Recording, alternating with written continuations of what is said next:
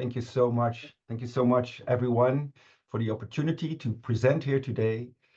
And also thank you for being part of a community that wants to create a better world for future generations. And it is so close to our purpose, working a lot in education. And in our presentation, we want to focus on two aspects of future design: adding creativity and imagination, and doing future design in a condensed workshop of about 2-3 hours. My colleague Igor and I, we are based in the Netherlands, and we live close to Amsterdam, both of us in small cities, and both of us also live underneath the sea level. So sea level rise is a true danger to a lot of people in the Netherlands, and we're also talking about that now. We're both consultants, and we work in strategy development, having our own companies, and we're always looking for better ways to get to better strategies for our clients. And Suzette Brooks Masters, who wrote this wonderful article, The Promise of Future Design, and she summed up our work as follows, and I think it strikes how we work and how we implement future design in our work. So future design also builds on design thinking and strategic development. In the Netherlands, two practitioners, Igor Verettas and Rick Koster, have led future design processes with a range of civil society actors and private organizations to stimulate creativity, extend time horizons, and explicitly take into account future social impact. Their projects to date have included 2 primary school societies in Alkmaar, which is also in the Netherlands, the Association of Universities of Applied Sciences in the Netherlands, social entrepreneurs and intrapreneurs in large corporate organizations at the Nudge Global Impact Challenge, a program we will talk about a bit later. Nearly 400 people have participated in these sessions. Interestingly, the participants did not use costumes, although in some instances the facilitators did. What a facilitator did do is incorporate creativity exercises and role play into the program to ignite the power of imagination of participants to get them to be in the future. And I think that is so powerful of future design. So Igor, can you tell us about how we got into contact with future design? Yes, thank you, Rick, for introducing. Let's go have a look at how we do this. At the first of each session, we give credits to Japan, to the Institute for Future Design, and we always name Professor Tatsuyoshi Sayo and his colleagues, and thank him that we can use this and make the world a better place. That's what we do at the start of each session. After that, I would take you through this short time that we have. We first want to explain you how we do the sessions condensing to 3 hours. Then we add creativity, imagination. You will experience that. And we like to share some outcomes with you for strategic long-term thinking.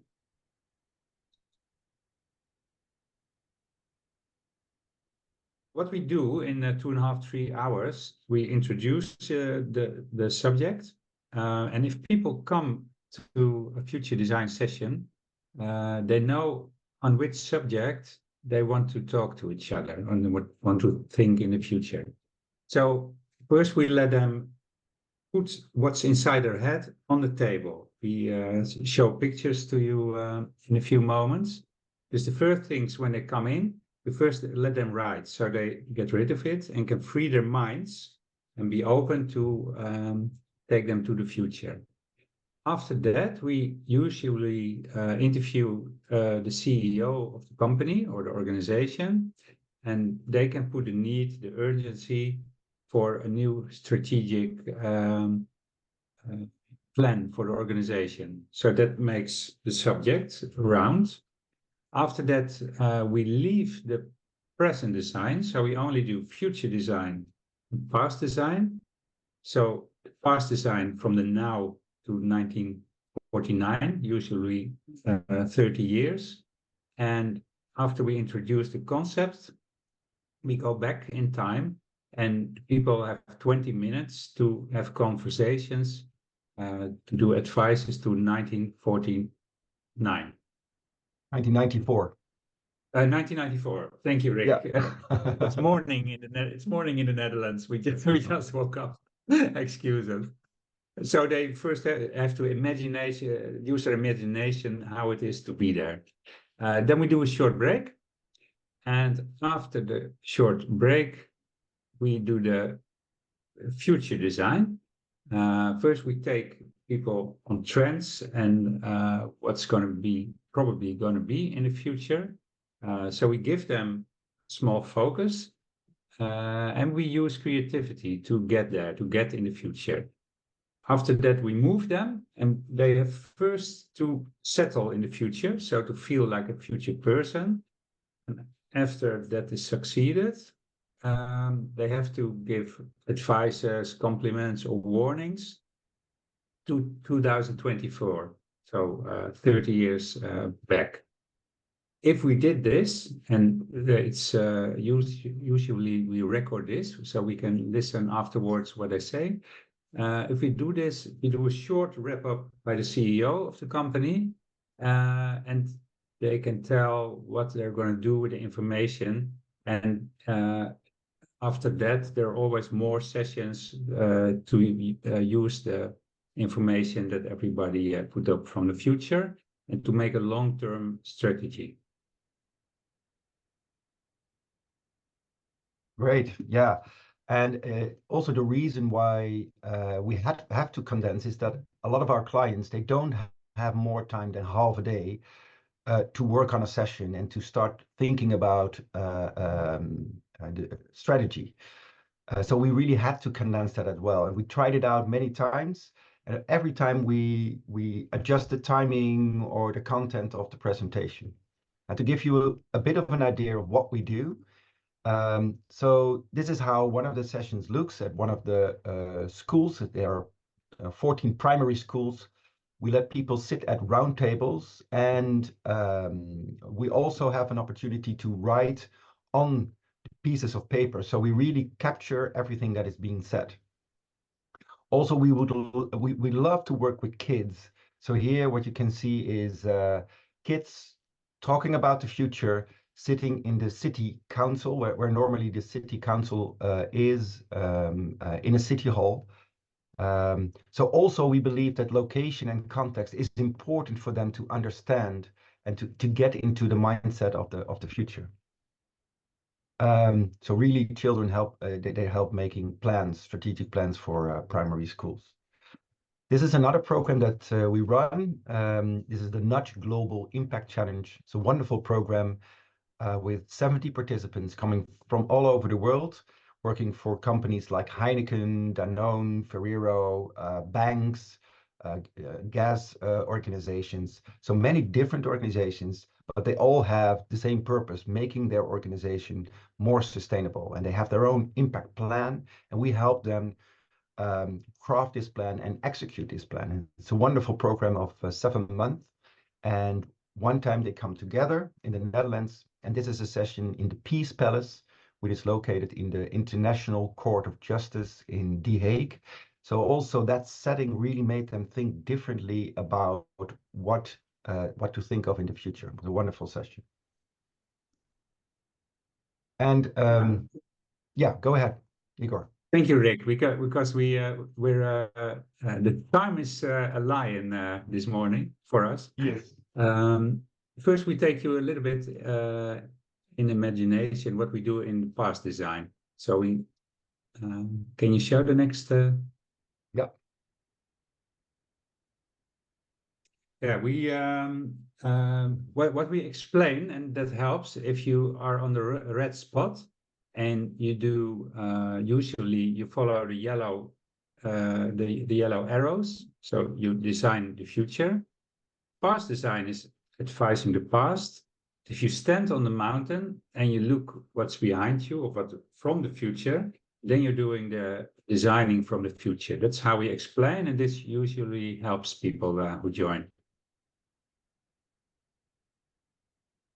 Past design. We first we say, if we go 30 years back, what were the big issues in that time? And it helps people to get a mindset. If we take 1994, it's the year that Nelson Mandela was president. There was a Nobel Peace Prize in Lebanon and Israel. Can you imagine?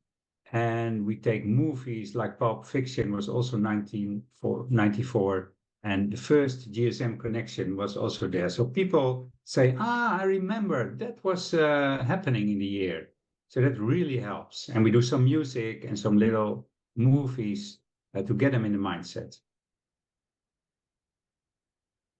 And we do some pictures. Black and white helps. So you see it's a long time ago. On the right, you see our footballer Johan Cruyff with his girlfriend. And people like things like that. Yeah, thanks. So we use the imagination, and for some people it works to also see some trends. So this is the report by the Club of Rome, also showing this was 1974, where they already could see for the years to come what is going on. So I think also this helps people to get into a future mind. So then afterwards we give them an assignment. As a person from 2024, what would you tell to a person in 1994 about how the subject has developed? So what are your messages, advices, compliments, and warnings to the people in 1994? So this is the assignment, and then people start talking at the table and also drawing and writing on the table. Then we go to future design. Go. One of the things is that we always show this one because it would, of course, be great if we had a time machine that we could go into the future. Well, we don't, but still there are some trends that we say, some trends and developments that we can look at. And we want to divide a hype from a trend, because some people are looking at hypes, and to get that notion, are we really looking at trends? And there's one really nice way of looking at some trends. Igor, maybe you can explain this one a bit. It's in Dutch. Yes, I can say you can see at the top the years, and then you see how long transitions, what time they take. If you take the transition of agriculture, it's the green one above, or the energy transition, that's the purple one. They take a long time. So we warn people, if you want a big transition, you can take 70 or 80 years. So you have to start fast. And we use pictures like this for how it can, we made them with IA, and how it can look like if the sea level rises and the dikes are not getting higher and the temperature rises from the world. Yeah. And this picture most of the time shocks people because they know this square so well, and oh wow, having this square underwater. Also, sometimes it helps for some people who are very cognitive to show this book, for instance, Future Files. It's a beautiful book about a brief history of the next 50 years, been published in 2007. But if you look at the mega trends that they show, the 5 mega trends, they're still applicable today and for the future. Then we use some creativity. We always put white sheets on the table, and we use circles. So every participant can write. We have writing material all the way, and we divide the circles in past and present, and everything you want to tell at first, we put it in the middle. So this really helps. Children love to draw. You can see it. They draw and write, and so we use that. And at the other picture, you see that we also use professional artists. This is a children's drawing. Excuse me. And she says the world is drowning. Climate is changing, so there's not so many land anymore. And the next picture is a professional artist, and we have a lot of them in the Netherlands. So if you have, what are you doing, Rick?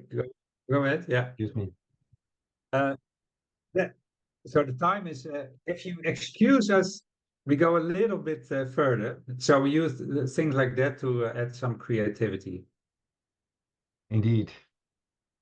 So I think if it's okay to show the final unexpected outcomes, Igor, maybe you can sum it up with this slide. Yeah, we come to the conclusion. Reactions of participants, they say we leave here as a different person than as we came in. They didn't expect that. So they have to talk with the family at home to discuss insights, how they live and what choices they make for the future. And they ask us, what can I do or help to contribute to future design or to make the world a better place? And that are really fine outcomes that we discovered.